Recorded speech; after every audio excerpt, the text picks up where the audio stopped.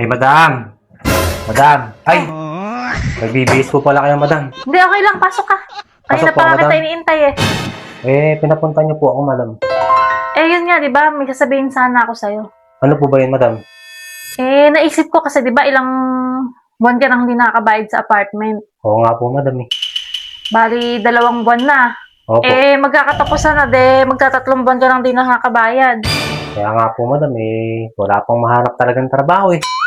Pilit kong naghahanap pero wala pa akong mapasukan, madam Yun nga, may offer sana kasi ako sa'yo. Ano po ba yun, madam? Bibigyan kita ng trabaho. Sideline lang naman kung papayag ka. O sige po, ma'am. Para po, ma'am, kahit pa paano makapagtrabaho ako, makakita ng pera. Ganito kasi yun. Di ba, nakita mo yung stock room?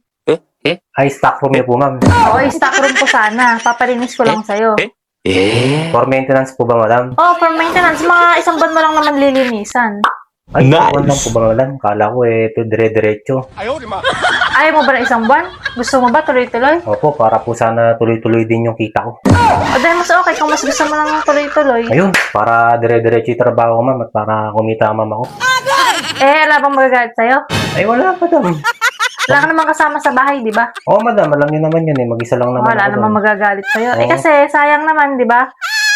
Pagka hindi kita bibigyan ng trabaho, ng sideline, baka hindi ka makabayad sa akin. Kaya nga, madam. Yang-hiya na nga ako sa inyo, madam. Hindi naman sa papaalisin kita, hindi naman sa pinapaalis kita, pero mas maganda na kahit pa paano, di ba, unti-unti nakakabayad. Oo nga, madam. Napapayag ka ba? Sabi ako naman, madam, para makabayad naman ako sa inyo sa upat. Hiyang-hiya na ako sa para magkatrabaho na ako, madam. Bakit ba ginabikat ngayon ka lang dumating? Tumambay pa kasi ako sa kanto. Kala aling mariposa doon sa tindahan. Ay, naku, tumambay ka pa. Kanina pa kita iniintay. Nakaligo na ako lahat-lahat. May utang po kasi ako doon. May utang ka ba doon? Oo, yung kinuha kong bigas ng isang araw, saka yung pang-ulam doon. Ganito na lang. Pagka pwede ka ba magsimula ngayon? Ay, ngayon na din, madam. Siyempre, ngayon na. Ay, tama, madam, para kumita naman ako ng extra. Ngayon, pagka nagandahan ako sa sa trabaho mo, sa paglilinis, nalinis mo mabuti yung stock room, Oo. tatanggal mo yung bara, bibigyan kita ng extra din. Tama, madam. Ganyan din kasi yung sideline ko minsan. Nagtatanggal ako ng bara, kaya kayang-kaya. Para makabayad ka na rin sa tindahan. Ayun, tama. Makakabayad na ako kay Aling Mariposa. Kumain ka na ba?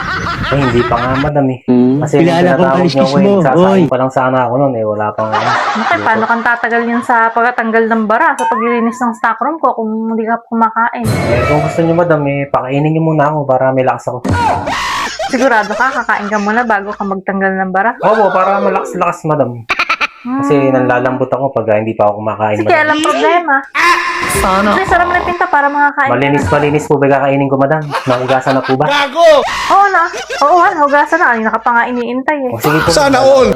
Nabilasan na yata.